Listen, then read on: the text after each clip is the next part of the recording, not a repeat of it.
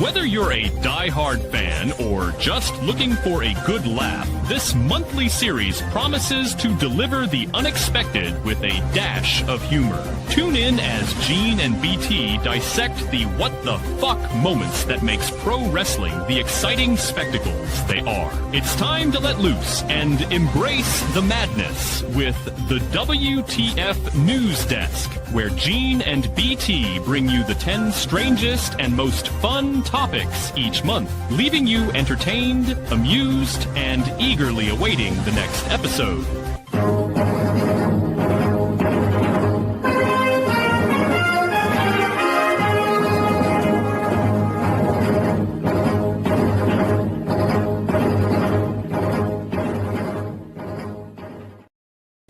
All right, we're live, 304 Studios in Jonesboro, Arkansas. This is an STSpod.club production.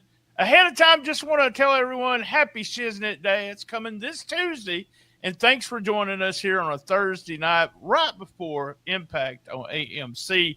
The weather's been shitty here, I just want to say, and I got a good Southern saying for it. The devil's beating his wife. That's what happens when it's snowing and sunny at the same fucking time. And it was here a couple times. The devil's beating his wife. I've never heard that one, but I like it. This is episode 94 of WTF. That's right, 94. We've been doing this forever. It's on. This is the WTF. Don't believe any of the other fucking hype. And this is episode 1025 of STSpod.club.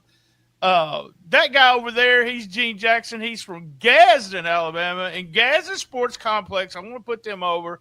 They host various municipal leagues, including youth, adult, and adult soccer. Gene, adult soccer, baseball, softball, basketball, tennis, flag football. You can call them at 256-549-4709. Call them and tell them BT sent you. That guy, he's the wrestling's know-it-all. No. I've been meaning to tell you that. Drop that shit. I ain't playing along with that shit no more. That fucking goof is still, from what I'm told, I don't look at his page, probably blocked, but he's still posting them dumbass pictures all the time. Fuck him. Fuck that damn nickname, and fuck everybody that looks like him or the 4 people that listen to his shitty podcast. All righty, we heard that. That was a Shizu, by the way. He's my partner in crime, my best friend most of the time. He's Gene Jackson, and together we are the big men slapping mics in podcasting. There we go, big men slapping mics, or as they say on Memphis Wrestling, the big mains slapping mics. How the hell are you, Gene? Oh, man, we both got a little angry real quick, didn't we?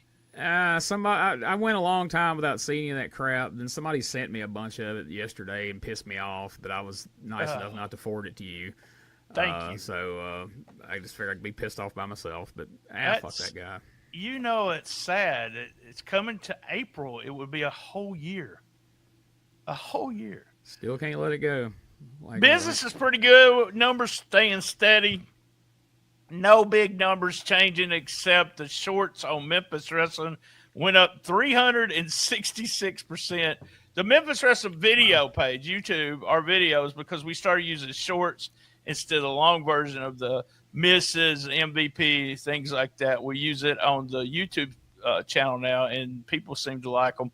Our third best plays on audio plays was WTF News Desk from last month. Number 2 was the 5-minute time limit, episode 16. That's episode 1016. You can get all of these episodes on the main feed or search Shooting the Shiznit on your podcast catcher. And number 1, and this usually gets a lot because we have a mixture of some groups, some Facebook groups that follow this one, but it's Observing the Observer. I can't even talk. It's hard to say that. I've tried to say it before. Observing the Observer, Wrestle Kingdom 20, which was this actual January, just a few weeks back, episode 1018. So we're going to get started real quick. Remember, we just count down crazy things, and I want to warn everybody, this is a little Dave Meltzer heavy. And when we finish the countdown, and you don't believe we shouldn't have covered this, yes, this month should have been Dave Meltzer heavy. Just put it that way. The first two things, Gene, I'm gonna put two videos on the screen. If you're not watching the video section of this, but I'm gonna put two videos. I'm gonna show them to you, and you got to tell me which one is real, and number one or number two, and which one is done with AI. Okay. All right. The first one's only 5 seconds. すごい団体ですよ。そうですよね。まあでもね、赤井さん。 And here's the second one. 膝を。我が。素敵。愛には愛で返すコールセーターでした。レイジングファイヤー。 All right, Gene, 1 or 2? So I don't think I've got one of these right yet, right? I know like 0 and 10 or some shit so far, I think. And I always like try that. to go against. I always try to go. I'm like, okay, one's obvious, one's less obvious. So I'm gonna say this first one's AI. Well, Gene, I'm an asshole. I just want you to know that because guess what? They're both real. Okay, that's not surprising considering what it was, but that was from DDT. We always did strange videos for DDT or strange matches. We just talk about them, but the videos seem to do better because you're actually able to see what the hell is going on over there. Now, that at the time, that was the IWGP World Champion. He did that show the day before Wrestle King. wow. The only time I seen that spot before, I think I seen Derek King do that on a spot show one time in Corinth, but other than that, I figured it was AI. Was that in the dressing room or was that in? Oh yeah, that was in the parking lot before the show, but I don't know if that counts or not. So it was a weekend, so you don't count it for sure. I know. No, that's for damn I've heard sure. those rules before. Yeah. All right, number 9. That, by the way, we call that "There's Something Strange in the Neighborhood." Number 10, and number 9 we call it "What the Fuck Dave." But like I said, you're gonna probably have a bunch of "What the You Fuck." call this Dave. whole episode that, perhaps. The first is just a picture, so we'll stay on the screen for that one. Part of me doesn't even want to do this because it's just there's so much going on in his brain. I don't know. Dave, he's getting, not only does he come off as an expert per se, but it's almost egotistical. Do you feel the same thing? Oh, he definitely comes off now like he's sitting on some high horse looking down on everyone, and no one, not even the people involved in the business currently, know as much as he does. Everybody's just sitting around waiting for Dave to enlighten us all. And if you're not watching this, Dave says he's educated more people in legitimate underbelly core than anyone who's ever lived. Pushed for drug testing so hard that eventually it happened and the death rate declined. Got more people than you ever know interested in the different styles of wrestling and he goes on and on what he has done. And that was in response to somebody's tweet that says Dave is responsible for most of the negative discourse. He contributes nothing positive to the business, and that's what Dave came back with. I have to agree with that person. This is just crazy what Dave Meltzer's actually turned into. Here's him talking about his match ratings. 2025 was like, based on my ratings, for whatever that's worth, was the best year for wrestling matches in history of this industry. And not based on my ratings, but it was the best year overall for business in probably 2 decades plus. As far as like different companies doing well, WWE setting records, CMLL setting records. Stardom being the most, the most popular women's promotion since the heyday of All Japan Women, and on it goes. It was really, when you look back in the years now over, it was really a monumental year for the business. And I don't know that the fact that the matches were great, probably the best year for any company on pay-per-views, I think, ever too. But can you see that? Do you look at the last year and think to yourself, God dang, this was a good year? How can it be the best year on pay-per-views when WWE wasn't even on pay-per-view?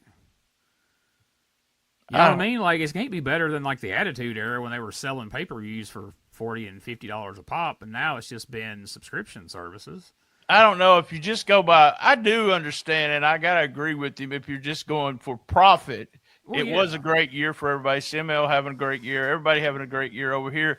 But I thought it was funny the way he mentions. It's almost like he wants us to believe that one of the main reasons they drew so much money was because the matches were better. And if you go and look, it's not the matches better in WWE. It's the matches are so damn good in AEW. Yeah. I don't know. I feel like we're beating a dead horse at this point. Like, I don't even want to go down that road again. But that's his narrative, and almost everything he reports, somewhere in there, the root of it is, it's all because of AEW. Thank you, Tony. Yeah. Did you see who was Wrestler of the Year in the ESPN Awards? I did not. Dominic Mysterio. Oh, really? The Wrestler of the Year? Wow. It's like that's incredible. It's like I don't really care about awards other than our awards, because those are actually voted by our readers, who are actually generally far more knowledgeable than non-readers. But as the results will always show, I like the guy and all, and he's good. He main evented 0 pay-per-views. He main evented virtually no. All right, I just wanted that comment. No offense to you, Ed, because I know you read. I read too on a weekly basis. But this goes out to people that think everything Dave Meltzer says and does, if you've read The Observer for 30 or 40 years, then you're more knowledgeable of the business. No one cares about those awards. I'm sorry. I wanted people to care about them. Back in the day, I was a huge fan of Observer. I voted in awards all the time. And I'm not sure there are any awards in pro wrestling that anyone gives a shit about anymore. Do you? No, because they're awards for a worked business. You know what I mean? Like, the bookers decide who they want to put over and who they put in key positions to get over.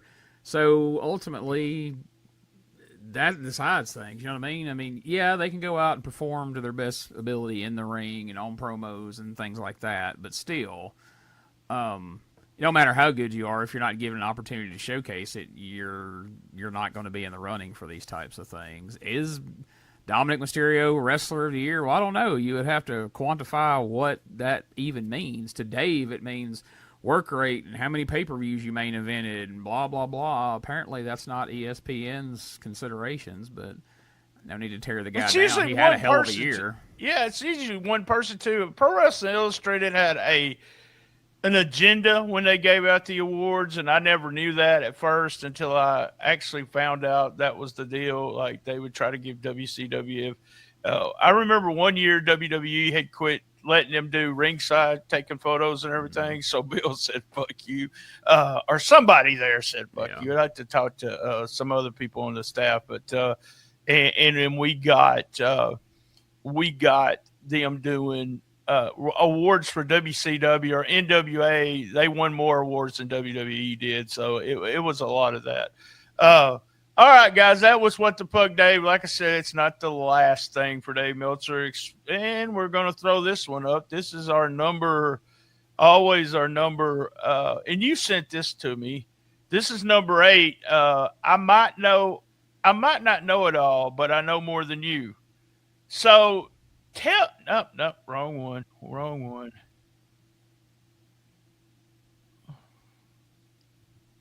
What I want you to do, Gene, is tell me what the fuck with this one.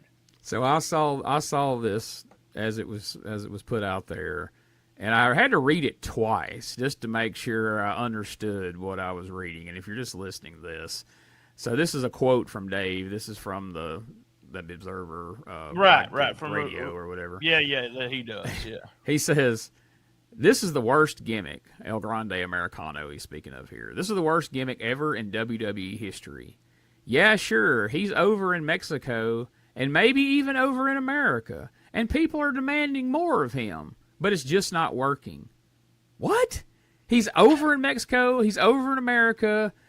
People are demanding more of him, but it's not working. Well, what is your definition of working, Dave, if that's not working? I mean, I read that 2 or 3 times, and I immediately had to send it to you, because if this right here doesn't, say everything you need to know about his current state of mind, I don't know what does. Please help me understand this, BT. I try to, because number one, as soon as I see him saying the worst gimmick ever, I just, what? Dave's not even close. And the reaction this guy's getting is unbelievable in Mexico. Just go look at Triple A's on YouTube now. Go look at the reaction he gets. And God, can you think of another gimmick? I mean, there's like a gazillion gimmicks worse than this. Yeah, he's saying, so El Grande Americano, worse than Bastion Booger. I mean, worse than Friar Ferguson, any gimmick they put on Mike Shaw. Yes, T.L. Hopper, the Goon. We could go on, and all those are better, apparently, in Dave's mind than El Grande Americano. What the... I know that makes no sense. I don't understand it unless he's got an agenda against the guy doing that. I don't know. I don't. And it makes, that's what, when I saw this, and then our number one, when I saw that, I really just wanted to not subscribe to the Observer anymore.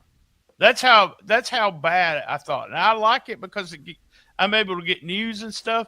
But I'm at the point now, I get big renewal coming up. I always pay a year. Don't know if I'm going to do that. So that's coming from a guy that's been a subscriber more since 1986 than he wasn't a subscriber, because I was poor and didn't have any money. But I used the Observer to keep up with the business when I wasn't following the business for like a 5-year span. Right. And we see so much stuff that's is not actually true, or it's mixed up, put it that way. And that's the kind of stuff that I say, I don't know what's going on. So I'll make the decision. It's usually around WrestleMania before I decide to renew or not.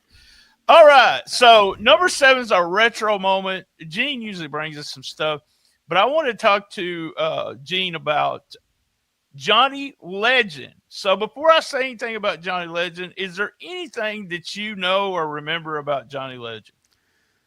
I really don't. He's kind of a blind spot for me. Like, I remember him on a few things throughout the years, but he's not somebody I've ever really looked into and studied any, and he wasn't on much of the things I grew up watching. He kind of popped up in some videotapes I saw over the years and things like that, but I really don't have a lot of knowledge of him, to be quite honest. He was kind of on, I don't know, I guess, underground, fringe, yeah, kind of like that. He did music. He was just a big fan of pro wrestling, roller derby. He recently died, and it just brought back memories of it. He produced the Fred Blassie records, the 1977 song Pencil Neck Geek, wrote in the 1985 I Bought the Songs, but he did all kinds of stuff. But what I remember about him the most, and I don't know if you've seen these or not, but have you seen any incredible, strange wrestling tapes? I've seen clips of it over the year. I had one DVD when I was trading, doing, I say tape trading at the time. By then it was DVDs. A guy just threw one disc of that in and was like, check this out and tell me what you think about it. And I messaged him back. I was like, I don't know what to think about it. Jeez, dude. Like, that is, like, he goes, it is incredibly strange, isn't it? And I was like, yeah, that's one way to put it. Holy shit. He had, I'm saying a lot. He had a Nazi as one character. He had a girl wake up a wrestler by hovering over him and peeing in his face. He did all kinds of weirdness. The tapes first were available on this video site that only had like some of the weirdest shit ever on it. It wasn't just wrestling. It was all these B-movie, drive-in movies that you could get. And I know I'm a fan of some of that stuff too. And that's how I kind of found him. There was a group of us trading the tapes back and forth. And he actually contacted me and said, "Hey, dude, I don't mind you doing that, but why don't you send them my way so I can make some money?" So I quit trading them just because he had messaged me and said, or called me and said that, and we quit trading. We had a little group that traded, and I said, "Nah, I'm not trading them anymore." But yeah, if that's something you would want to try to look and find, I would have fun watching those. And I was always I'm not jealous. I don't do jealousy, but kind of jealous of him being around all these people on the fringe and being able to work in Hollywood and working with wrestlers and work with music. It was always one of those things that I think I would be having a lot of fun. And I don't know, he just looked like somebody that took a lot of drugs and had a real good time. And I don't know if he ever took drugs. So that's my feelings. He looked like Handsome Jimmy if he really took a hard turn, like, you know what I mean? Like, at least when I saw him on a couple of videos I saw him on, he had the big beard and everything. He always reminded me kind of a Handsome Jimmy on harder drugs, if you will. But yeah, I'm going to add him to my list of people that I'm going to do some research on. I may eventually write an article on, or we may do a podcast about him one of these days. He was a fun character. Very, very nice guy when I met him over the phone. So that was a retro moment, and it's brought to you by the Retro Podcast. Relive the glory days of Memphis wrestling with the Retro Wrestling Review USWA podcast. Each week, we go back in time to review USWA Championship Wrestling from the 1990s, episode by episode. Join us for watch-alongs, behind-the-scenes stories, and exclusive interviews with people who were there and lived it. Whether you grew up watching it or you're discovering it for the first time, this podcast is your ringside seat to Memphis wrestling history. It's all a part of the WrestleCopia Podcast Network. Listen now at USWApodcast.com. All right. Before we get to 5, 4, 3, 2, 1, we have to do number 6. That's the way numbers work, Gene. I don't know if you knew that, but and I'm not looking down at you, but you got to remember I actually went to school in Arkansas and Missouri, so I have to make sure that everybody, I know our level was really bad. But this is an update of a story that we covered, and I wanted to play the video and just comment a few things because our exchange about this subject had one of our best TikTok views of the month. And so people seem to enjoy listening to our point of view of it. Two Southern guys talking about racism, I guess. But I actually cut this clip. It was a 7 or 8 minute clip. I cut it to 3 minutes or something. It's JR first, and it's Devon talking about the incident. I thought it was worth listening to. Make sure I didn't make any mistakes, to make sure that I was telling the truth.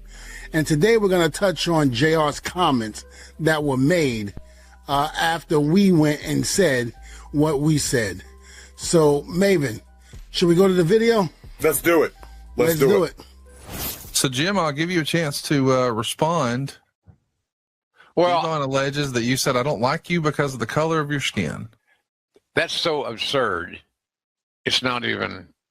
It doesn't merit a response. I like Devon. I like him today. I hired he and Bubba. I thought we did a good job of booking them. They made money. They were put in situations where they could do the things they do best.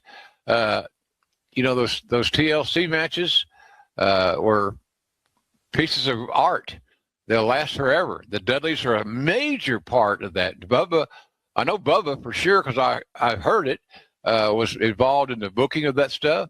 I don't know. I was shocked to hear that because I don't recall, Conrad, ever having a crossword with Devon Dudley. I always respected him and his work. I love the Dudley tag team. So it took me totally off guard. I never said that to Devon Dudley. And why he would conjure up that, I guess to get attention.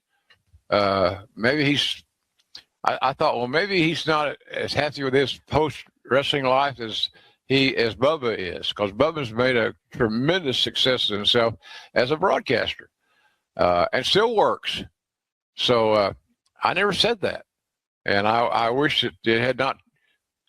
Some people, I'm sure, are going to still believe it, and that's their prerogative.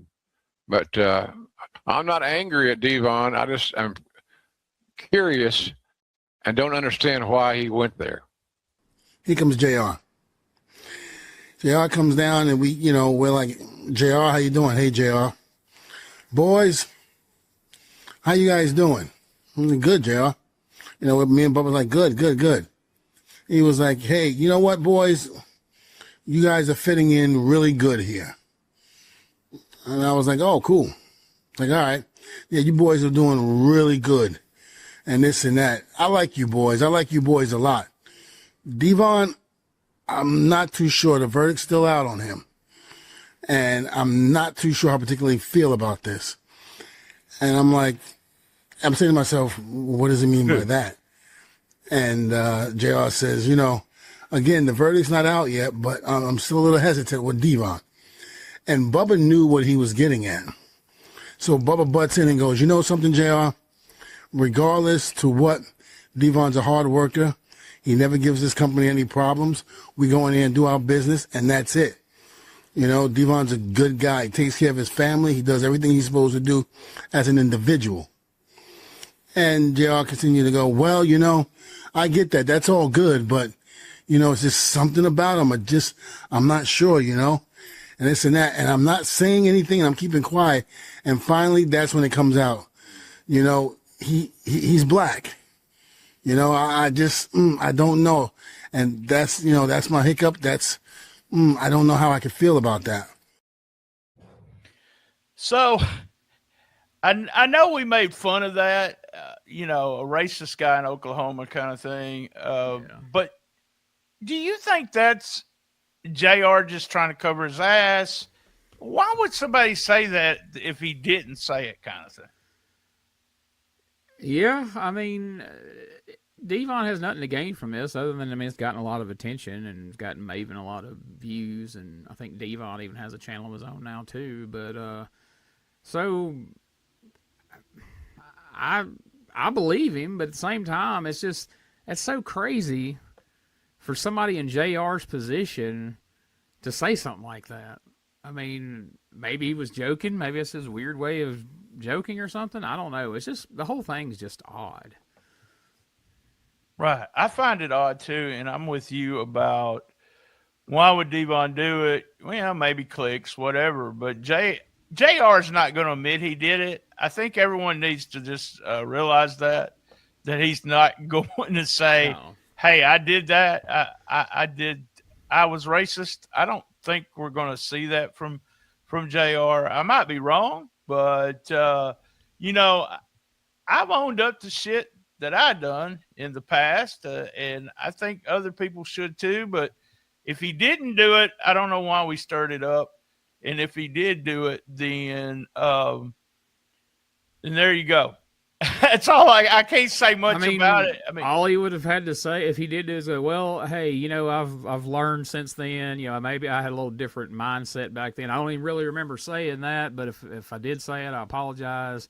And my mindset has changed, and I certainly don't feel that way now. Something to that effect. But the only thing about that, if he admits that he had that mindset then, or ever did have that mindset, then people will start calling into question all the decisions he ever made, all the hires he made and firings and different things. So maybe he just feels he's painted into a corner where he's just like, well, I'm just going to have to lie about it and stick to it, because who's going to literally prove me wrong? Because nobody recorded the conversation. So.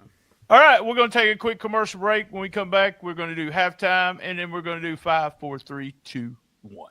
Don't miss Memphis Wrestling Live. Sunday, February 15th, Nick Nemeth returns to Memphis Wrestling. Monday, February 16th, WWE Raw returns to FedEx Forum in Memphis. Pre-game with us at Ghost River on Beale Street. No cover and it's family friendly. Saturday, February 28th, WWE Talent Scout Gabe Sapolsky is conducting a pro wrestling seminar at the Wrestle Center. Register now, limited spots available. Sunday, March 1st, Frankie Kazarian is coming to Memphis Wrestling. All tickets are on sale now. Get yours right now at memphiswrestling.tv. Get ready, wrestling fans. MCW is bringing you the action like never before. Experience the high-flying moves, the bone-crushing slams, and the rivals that can only be settled inside the square ring.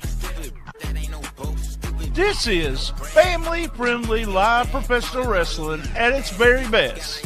Don't just hear about it. Be there when the superstars of MCW collide in unforgettable matches you'll talk about for weeks. Tickets are affordable. The action's nonstop, and the excitement is guaranteed. MCW Wrestling, where the future of wrestling happens now.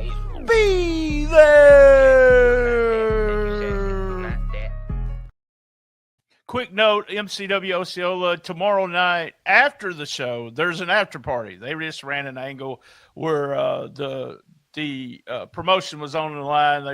They lost the promotion. The heels won, and then the babyfaces eventually took back over. And so they're doing a big after party. It's really a family-friendly thing that the East Coast Bad Boys family's been doing that for years. They now have kids in it. It's just really, it's crazy seeing how long it's been going. It originally started out as Moondog Championship Wrestling, and Spot did it along with Big Daddy LaFont. So I don't know if you've heard that name before. Oh, yeah, for sure. All right, it's time for halftime.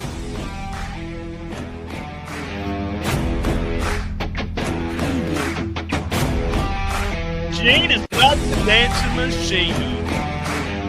Oh, Gene. It's halftime. What we're going to do a little different this time is watch a video. I wanted to comment about it because me and you are always spending time either on USWA or when we're watching videos, we're like, do this, do that. If you're a young wrestler, you're not doing this, do it. Stone Cold, I don't know if you know this, Gene, but probably one of the biggest stars in professional wrestling, had some advice. So here we go. What's the one piece of advice you have now for young wrestlers who are coming up?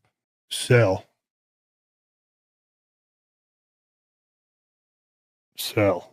And as the business has changed and there's more time to put together a match, don't make it look like a dance. Not everything is perfect. Put some struggle in there. Put a little bit of slop in there when slop would be warranted. You ever see Bret Hart deep in a match, maybe 20, 25 minutes, and he just looks like he's beat to death. He's huffing, he's puffing. He ain't blown up.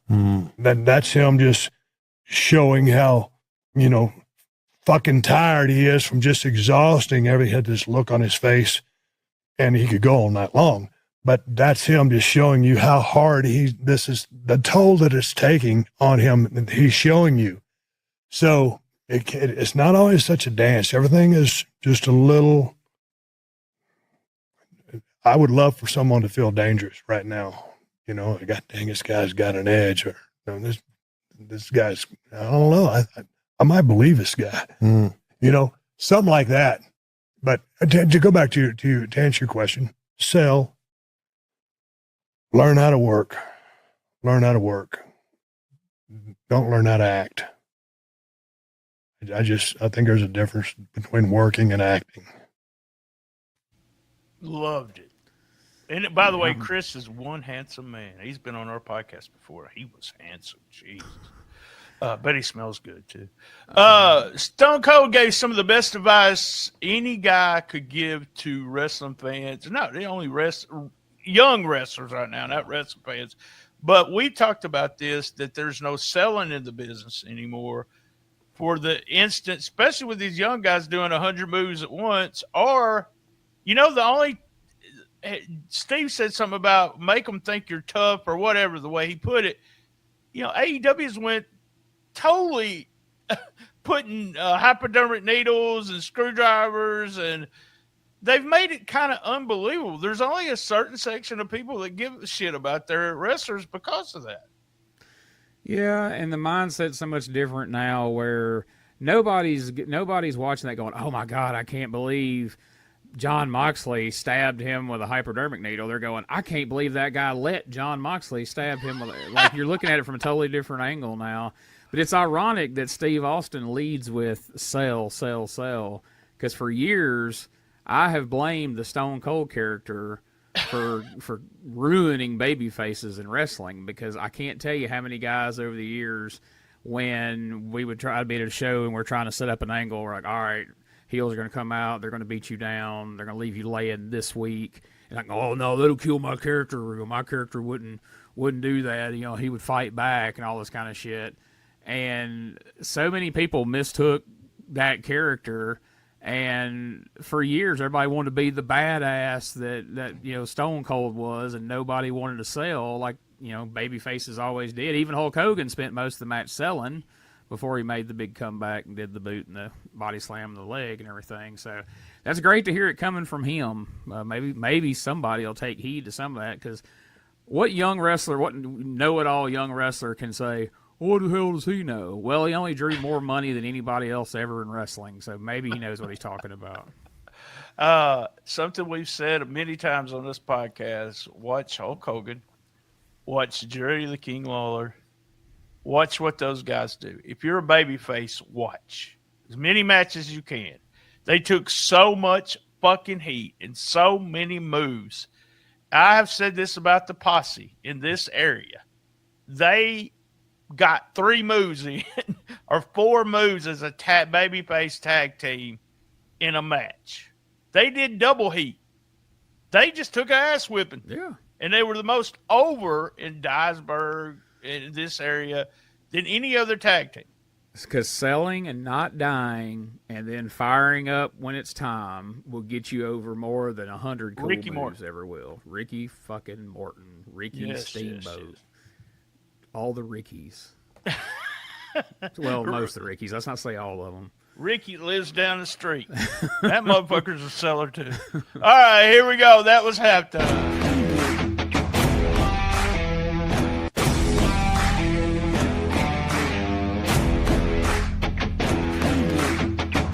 All right, enough dancing, man. What's it horse shit dancing going on here? Let's get to with 5, 4, 3, 2, 1.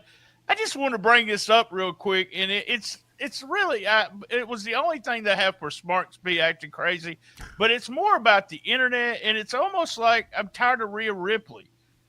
She complained about something some fan said during her Twitch feed. She's on Twitch. Apparently, her buddy Matthews has a Twitch channel together, and somebody said the independent wrestler actually got a look by the WWE because of their friendship with Rhea Ripley. Number one, do you think that's a big deal with them saying that? No. She just gets upset. I don't know how she keeps a great fan base. She's actually upset all the time with her fans. Don't come up to her and get an autograph. Don't surround her while she's in a foreign country. And I'm a Rhea Ripley fan, but I'm starting to go, I don't know, you know. She and people get hot. Look, what was your connection? What was my connection? I've said this, I think, on the USWA podcast this past week. Who got me in with Bill Apter? Jerry Lawler did. Do you not think that I'm going to use my connections to get a job in professional wrestling or get something to do? That's the way. It's called networking, guys. Yeah. But yeah, I just wanted. We've covered her a couple of times, and now it's getting where I'm like kind of pissy about everything she says. That's fair.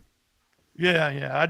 I had to bitch about that. If you go to if you do our Patreon and you listen to the new hot mics, you'll hear me bitching about a bunch of stuff, a bunch of new stuff. So if you want to listen to it, right, Gene? The views expressed by Brian Trammell and Hot Mics not reflect views of Gene Jackson, Josh Briley, or any other decent human beings. I meant to put a crawl across the bottom of the screen during that. I forgot. I told that to the wife, and she had such a good time with that. Let me move this overlay. We got the great Kenny Omega, he's covered by Spunkaloo right now, which is ironic. Well, yeah, and Kenny Omega says that we're headed down a path where the WrestleMania main event's going to be Logan Paul versus Mr. Beast. All right, so let me ask you something, Gene. Kenny Omega against, I don't know, Kyle Fletcher. All right, Logan Paul against Mr. Beast. Which of those two matches have a better chance being at WrestleMania? Not the main event, but being at WrestleMania. Oh, Logan Paul and Mr. Beast. And that's the part, and this is our little thing with wrestlers behaving badly at number 4, but it gets me to thinking that you don't get it. He don't get it. Mr. B, you put Logan Paul, Mr. Beast in there. We're trying to get social media stuff. We're trying to get people over. You're trying to pack a stadium. Look at what WrestleMania did. The very first race, always celebrities, always something going on. I don't know why. This doesn't bother me, but I remember there's a narrative out there during the early Observer days where a celebrity involved in pro wrestling is a bad thing and you shouldn't want them part of your business. Yeah. I mean, and now we're not, I stand corrected. We're not just trying to pack a stadium. We're trying to pack a stadium for 2 nights in a row. Al Snow did something a long time ago that really stuck with me. It was one of those tapes where he's doing a seminar and they videoed it for RF or whatever. Right. He asked a big room full of students. I think they were CZW students or something. And he says, What was the best match at WrestleMania 3? And what do you think all of them said? Well, we know what it was. So, yeah, Steamboat Savage, right? And Snow immediately goes, No, it was not. The best match at WrestleMania 3 was Hulk Hogan versus Andre the Giant because it sold all the fucking tickets. And he's right. Because at the end of the day, Vince McMahon, Triple H, all those people don't give a fuck about work rate or your goddamn stars or how some prick living in an apartment in California or Chicago or wherever, how they feel about the match. They want the one that will sell the most tickets. Now, like you just pointed out, that will provide the most social media engagement and will get the most eyes on their product. And if that's Kenny Omega now, then great, we'll do that. But if it's Mr. Beast, then guess what? It's going to be Mr. freaking Beast. And you can't knock that because it's a business. Yeah, I as a promoter, I've said some of the mistakes I made, when it came. There was one kid had a great look, and I wouldn't push him because he didn't know how to work. That was kind of stupid because he could probably sold more tickets. But I remember going to Selmer, Tennessee. Local wrestler probably had 3 matches, probably wasn't even trained. And guess who I had selling the tickets? The local wrestler. He sold out. I mean, we had 350 people there. He was in the main event. There was probably 292 that was there to see him. But he sold the tickets. Well, think about this. Yeah, I put him in. As hot tag. It's what I put him in. Tag team match. I said, don't do nothing until it's time for the hot tag. And, man, that crowd popped big. I got money. He got money. All's well. I don't understand the part, and it's part of the business that people don't understand, is it is a business, like you said. Why do they it's almost like they're showing us what they don't know about the business. And I'm a Kenny Omega fan, but that's just really weird. Think about this from the 80s. Our beloved Memphis, what's the one thing that sold out the Coliseum multiple times? There's been movies made, and they're still talking about it to this day. Andy Kaufman, a sitcom actor, is still the most talked about thing ever Memphis wrestler. But if, the Daves of the world had their way and we went by work rate, we wouldn't have even let him on the show, or if we had, we certainly wouldn't have featured him against Lawler in the main event. But they were smart enough. Lawler saw an opportunity like, whoa, this could be huge, and he capitalized on it. But in that old school way of thinking, they said Bill Watts, all them old promoters was mad as hell about that exposed the business. And Watts even said on Mid-South, you ain't going to see any actors in the ring. And, of course, he was pissed off about Mr. T and all that kind of shit. But Lawler's smart enough to know, like, hey, if it sells us tickets, let's do it. That's the way I look at it. I brought also an article on wrestlers behaving badly, and I put it in here as behaving badly because I don't know what he's going to gain from saying this or whether it's true or not. But Shane, did you get a chance to look at this? Shane is saying that the business plan for AEW, that the guys that did the business plan stole all his ideas. No, I overlooked that one, apparently. I don't remember what. Yeah, he says that it's not just the ideas. It's really weird, but it's like some of the terminology that he used, the phrases he said. And, you know, when you write something like a business model, the person writing it is going to say certain things about, you know, like, I don't know, say they use the word plain or seem strange or just some goofy word, but they're going to use it again when they're doing another business plan. He actually believes that they stole his business plan and started doing it. Well, what bothers me the most is that, you know, if they did do that, hell, I wish they would have listened more because of all this shit that they're doing with cinder blocks and everything like that. But it is one of those things to wonder how much gets through and everyone steals from everybody kind of thing. Yeah, I mean, that's the thing. There's very few things in the world that's original. It's most all of it's stolen from things from the past or an idea they heard from somebody somewhere who wasn't able to actually execute it themselves, and they have the opportunity to do it, so they do it. And if you do it first, then technically, as far as the world's concerned, it was your idea. So Right. All right, we're up to number 3. Shock me. This has turned into stuff about Tony Khan. A few things this month. Number 1, Trey Miguel goes to AEW. This is the second person where this has happened, kind of, sort of, with Andretti did it first. And then Trey Miguel goes. They find out some stuff about him, and then he turns around. He's back on TNA. What are they doing over there at AEW? I mean, that's all I could think about. He made a homophobic social media post in, let me tell you, in 2020. So everything that he does now is bad. And so then Dave gets into a fight with somebody that they said that CW didn't care about it, or that the network didn't care, and it's just crazy. But my thing is, why aren't they checking shit like this ahead of time? Why are you not they call it vesting, right?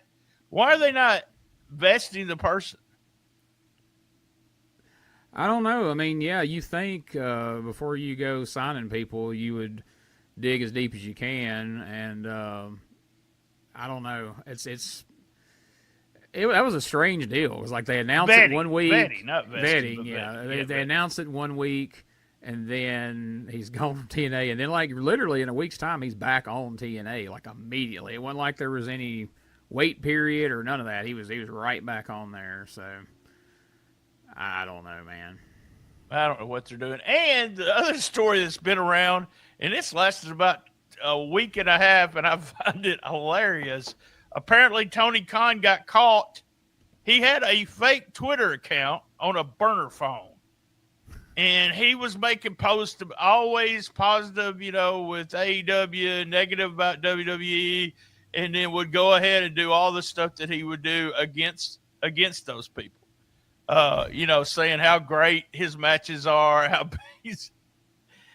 Is this because Tony Khan is part of the internet thing that he would do something like that? That sounds so childish to me.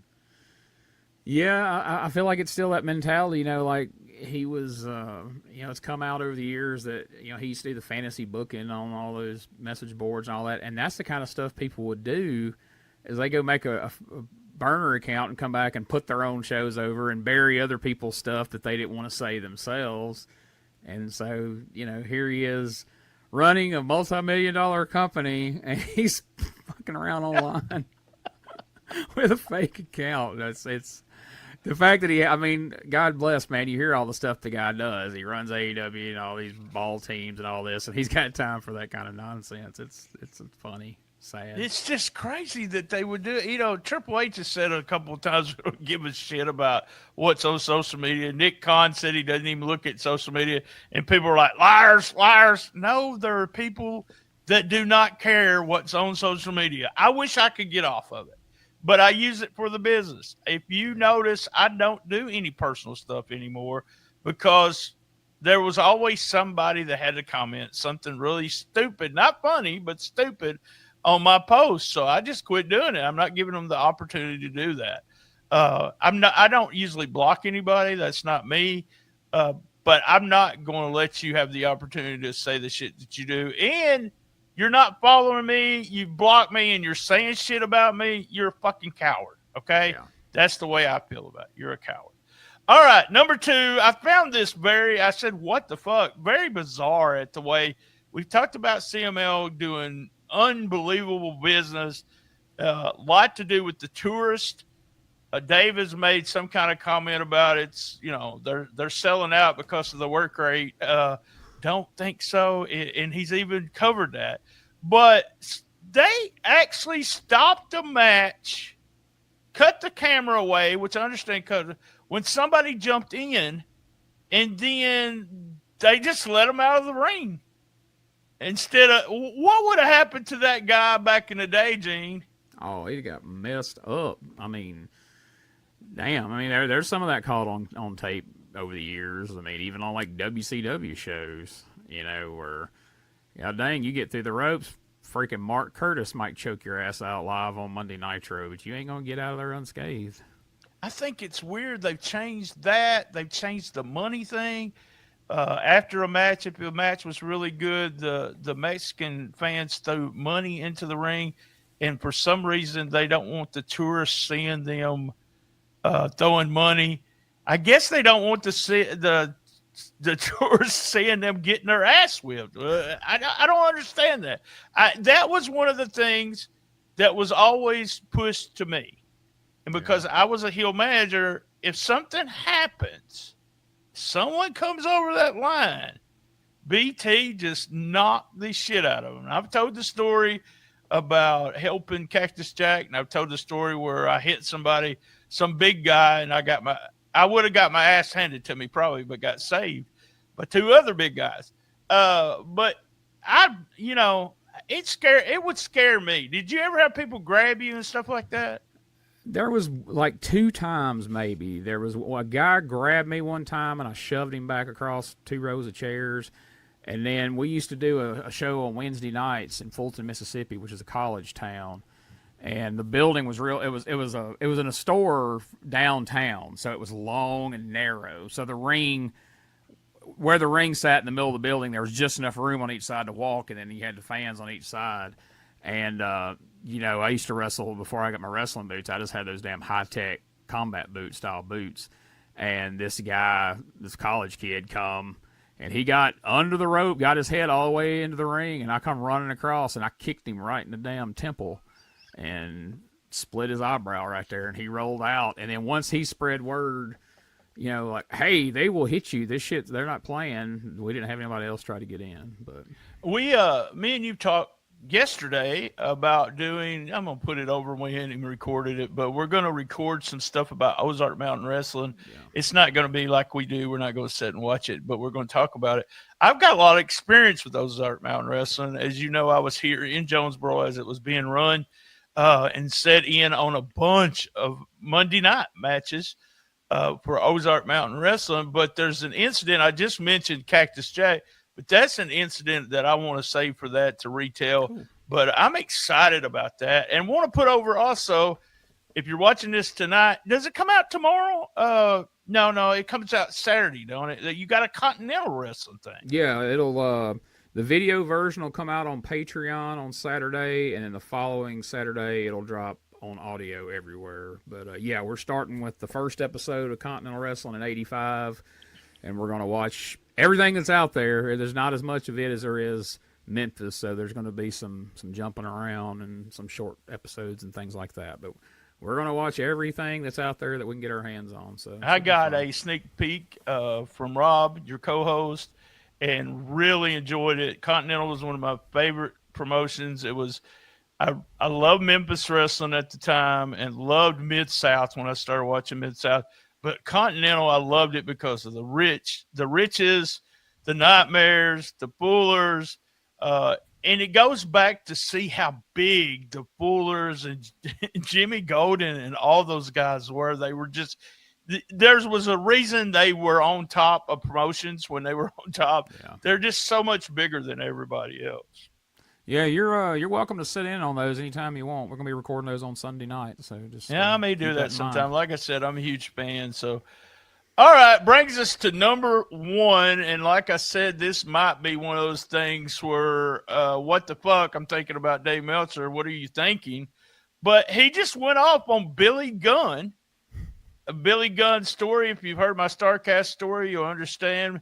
Is one of the biggest humans I've ever met. He is huge. Well, I met Elegante, but, he's not that big. But here we go. Here's what Dave said about Billy Gunn. Right after that, we're going to listen to what Billy Gunn said, and then we'll comment on it. Don Callis put him over. He's like Kyle Fletcher. Paul White is like, I wouldn't say he's like the level of Billy Gunn. And I'm thinking like, dude, Billy Gunn on his best day isn't half the wrestler Kyle Fletcher is today. Probably not even a third. It's like, but Billy Gunn is from that era, so he must be better than these guys. And it's just kind of like Kyle Fletcher legitimately might be, top 5, top 7 in the world? I think Billy Gunn was ever top 200? I don't want to say that, but I will say it was never top 5. Oh, no, wait. There were probably 10,000 wrestlers around the world, okay? Top 200 is a pretty high thing. He wasn't, top 200 famous? Absolutely, because he was in WWE and was a star. But top 200 worker, when you're talking about Japan and Mexico, not a chance. Those guys, there's so many, like if you do today top 200, the number 200 guy is someone who's pretty freaking great, out of all these guys all over the world. But, it was just like, come on, not only that, but it's like Kyle Fletcher's the freaking future of this company. It was also interesting that Austin took the pin. It's like, wait. There's no part of me that ever said I was the greatest wrestler in the world. But you're not going to say I was never in the top 200. Because wrestling was never in my thing to do. It's what do I need to do to entertain these people to come back and see me? And I've proved that because every time you give me something, I knock it completely out of the park. I don't bitch and moan. I just do the best that I can. And that's what I want people to know. I'm not doing this for fame or glory. That's not what I do. I do it because I get to work with my kids. I get to work with kids that I coach at the Performance Center. And even those kids said, this is going to be awesome working with you because I grew up watching you and now I'm going to be in the ring with you. How much fun is that? All right. So I'm going to let you comment first. First of all, Dave, I don't think Dave realizes that he's talking to a small little circle of people in his circle of fandom as far as the people who follow him, people who are going to listen to that show, who read his newsletters, and who know or give a shit about all the workers in Mexico and all the workers in Japan. The average fan only knows about WWE, AEW, and maybe TNA, maybe Ring of Honor, maybe on down the line to GCW, blah, blah, blah, blah, blah. So when they think of the top wrestlers in the world, they're not thinking of all those people, and they're not thinking about work rate and whether they had a 5-star match. They're thinking about people who have entertained them, people they recognize, people that come off like a star.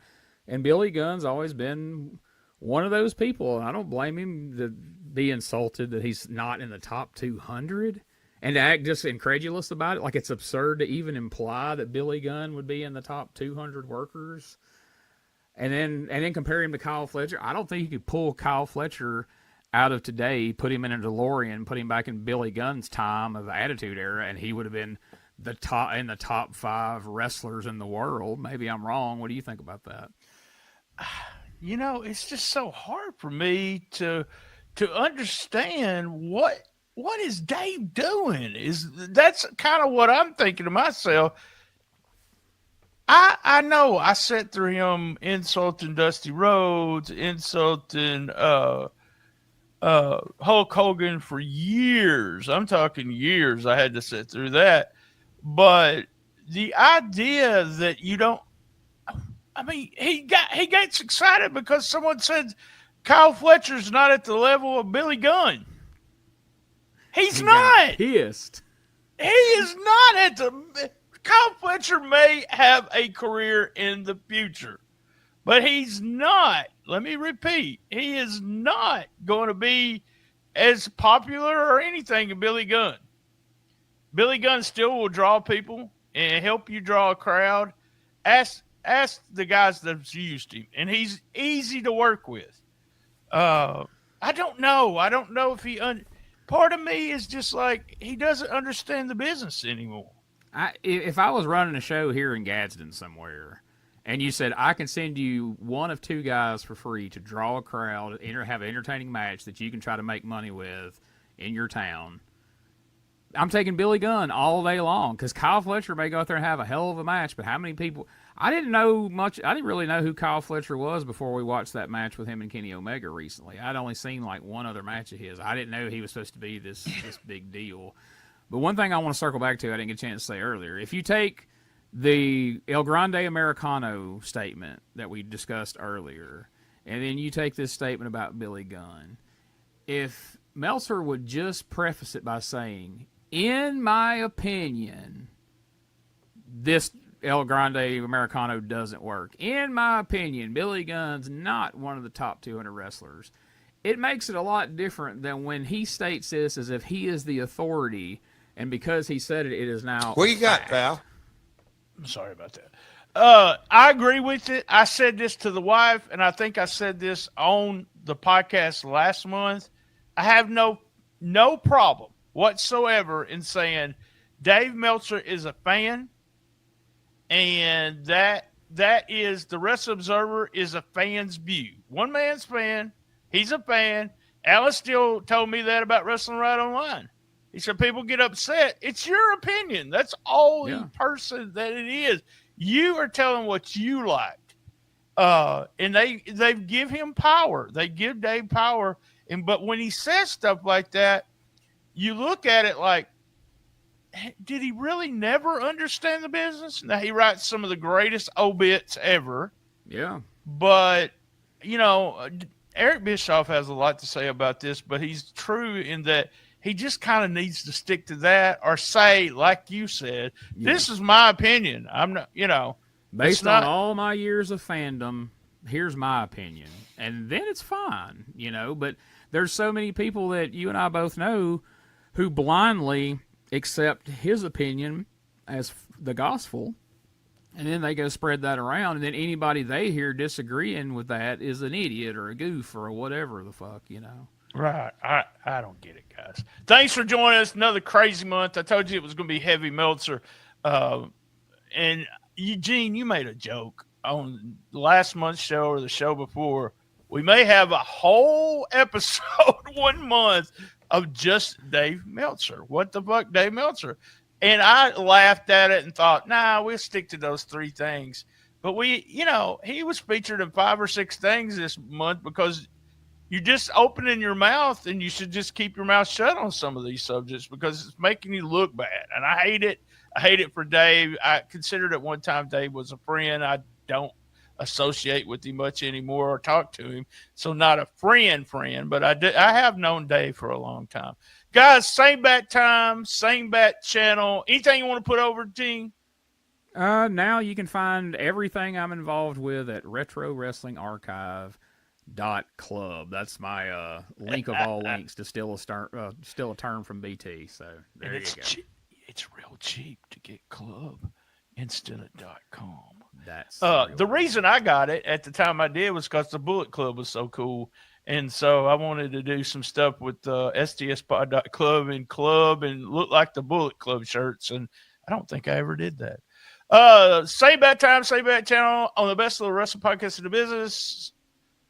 Be there. And as everyone knows this by now, and Gene knows it, I love my mama.